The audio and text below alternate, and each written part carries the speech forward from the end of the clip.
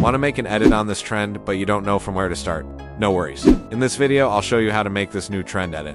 All the materials are available on my Telegram channel, so you can start making the edit right now. Let's jump into the tutorial without wasting any time. For the edit, adjust your clips like this.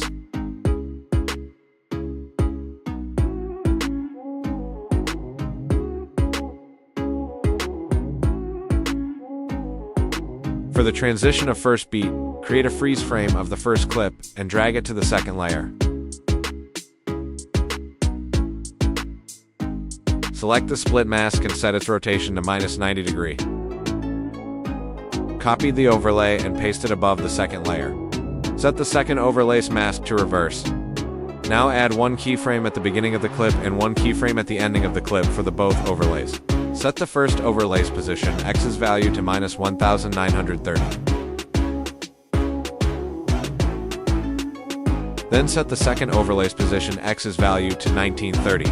Open the graph panel and apply the ease and graph to the both overlays.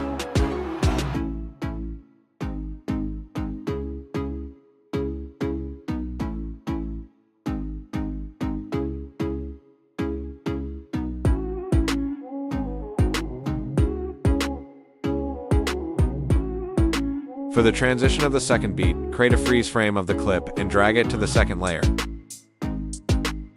Now add one position X keyframe at the ending of the overlay and add one position X keyframe at the beginning of the overlay and set the first keyframe's value to 3840.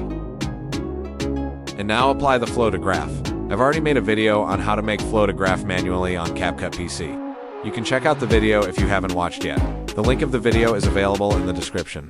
I've used the cubic out and cubic in graph for this flow too.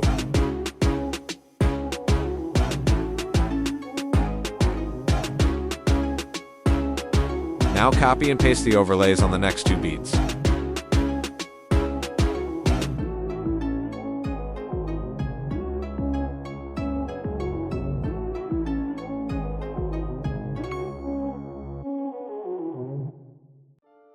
And now it's time to add the effects.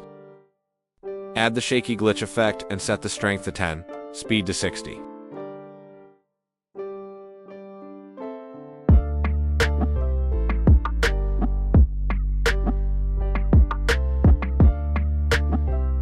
Add the shake effect and set its duration to 8 frames. Copy and paste the shake effect again. Add one keyframe at the beginning and at the ending of the shake effects. For the first shake effect, set the last speed and strength keyframe's value to 180 and set the first speed and strength keyframe's value to 0. Then do the opposite to the second shake.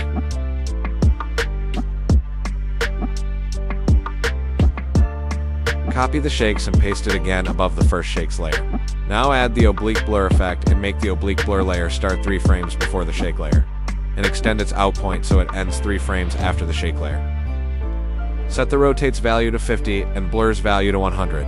Then add one blur keyframe at the beginning, at the middle, and at the ending, and set the first and last blur's value to 0.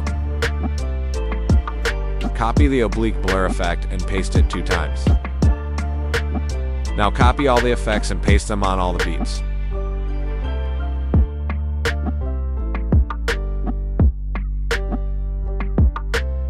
Now add the humble filter and adjust the intensity as you like. I'll just keep it at 60.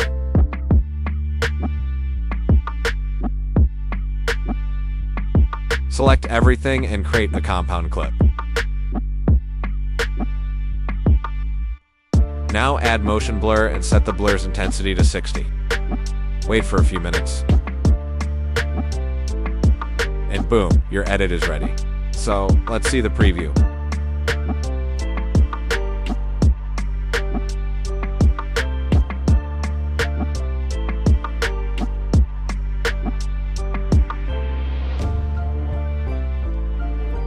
You can also add the fade in and fade out to the video and audio.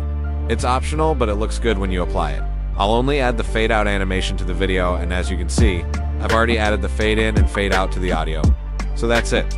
Thanks for watching. See you in the next video.